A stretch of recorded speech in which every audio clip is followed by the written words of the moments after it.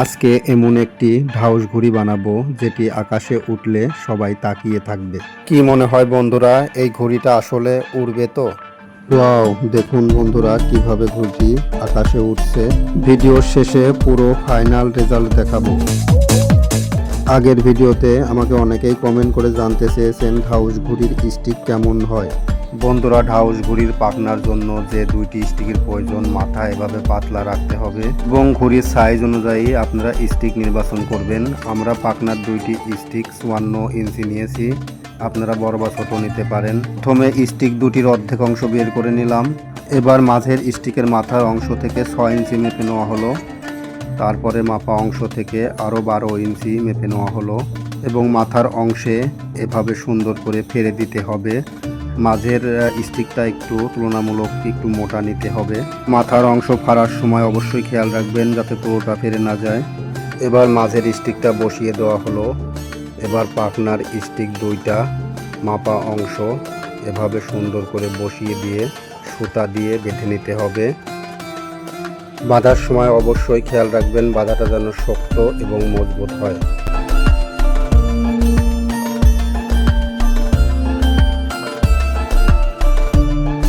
এবার পাখনার দ্বিতীয় স্টিকটি বসানো হলো। সেমভাবে সুতা দ্বারা সুন্দর করে বেঁধে নিতে হবে। এবার পাখনার দুইটি স্টিকের মাথা এভাবে একসাথে করে সুন্দর করে বেঁধে দিতে হবে।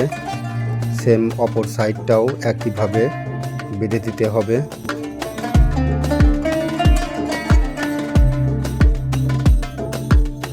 এখন ঘুড়ির পাখনার মাঝখানে একটি মোটা সুতা লাগানো হচ্ছে। এই সুতাটি ঘুড়ির ব্যালেন্স ধরে রাখতে সাহায্য করে।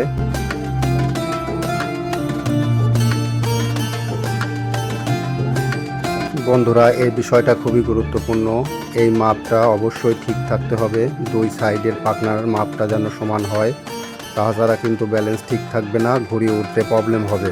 পাখনার দুই সাইডের মাপ সমান হলে মাঝের সুতাটা সুন্দর করে বেঁধে দিবেন যাতে পরবর্তীতে কোনো সমস্যা না হয়। এরপর ঘুড়ির মাথার অংশের কাজ শুরু করা হচ্ছে। ঘুড়ির ফাড়া অংশে এভাবে সুন্দর করে লম্বা সুতা বেঁধে নেবেন দুই সাইডে। মাথার টান ভালো হলে ঘুড়ি বাতাস ভালোভাবে ধরতে পারবে এবং ব্যালেন্স ঠিক রাখতে পারবে। সেম একইভাবে অপর সাইডটাও তৈরি করে নিতে হবে। অবশ্যই খেয়াল রাখবেন দুই সাইডের মাপ যেন সমান হয়।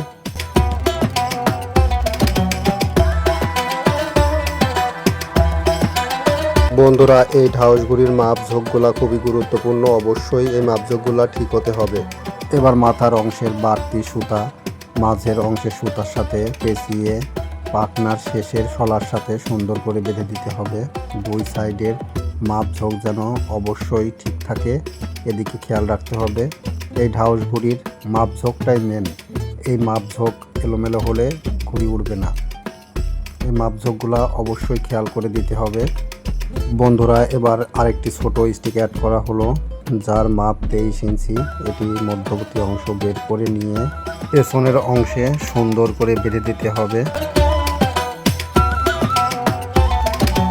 এবার মাঝের সুতা টেনে পেছনের স্টিক বাঁকিয়ে ঘুড়ির পেছন সাইড তৈরি করে নেওয়া হচ্ছে। দুই সাইডেই একই মাপ এবং একইভাবে তৈরি করে নিতে হবে বন্ধু।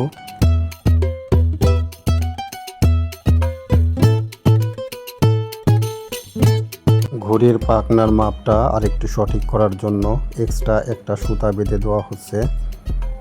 ভিডিওতে দেখানো অনুযায়ী এভাবে বেঁধে নিতে হবে। সেম একই মাপে অপর সাইডেও এক্সট্রা সুতা বেঁধে দিতে হবে।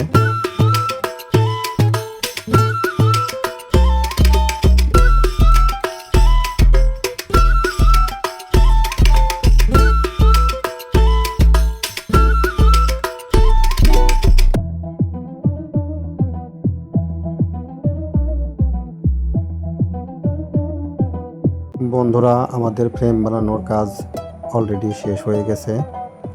এখন ঘুড়ির ফ্রেমে পলিথিন পেপার লাগানোর পালা। হলুদ পলিথিন পেপার ব্যবহার করেছি আমরা, আপনারা চাইলে যে কোনো কালার ব্যবহার করতে পারেন। ঘুড়ির মাপ অনুযায়ী পলিথিন পেপার ঘুড়ির শেপ অনুযায়ী কেটে নিতে হবে। পলিথিন পেপার কাটার সময় অবশ্যই খেয়াল রাখতে হবে কোনোভাবেই যেন ছোট না হয়। এরপর কয়েলের আগুন ব্যবহার করে খুব সাবধানে ঘড়ির ফ্রেমের সাথে পলিথিন পেপার জুড়ে দেওয়া হচ্ছে।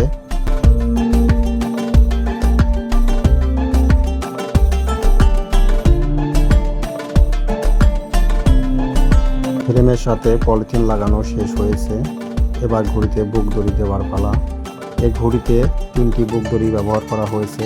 2টি বুক দড়ি ঘড়ির পাখাতে লাগানো হচ্ছে এবং 1টি বুক দড়ি ঘড়ির মাঝের অংশে লাগানো হচ্ছে। এই বুক দড়ি অবশ্যই সঠিক হতে হবে। বুক দড়ি এলোমেলো হলে ঘড়ি উড়বে না। বন্ধুরা, আমাদের অঞ্চলে ঘড়ির এই অংশটিকে বুক দড়ি নামে ডাকে। আপনাদের এলাকায় এটাকে কি বলে অবশ্যই কমেন্টে জানিয়ে দিবেন। এই বুক দড়িগুলা ঘড়িকে বাতাসে ব্যালেন্স করতে খুব সাহায্য করে। বন্ধুরা, এটা হলো ঢাউস ঘড়ির ফাইনাল লুক। দেখি এবার ঘড়ি ওড়ে কেমন।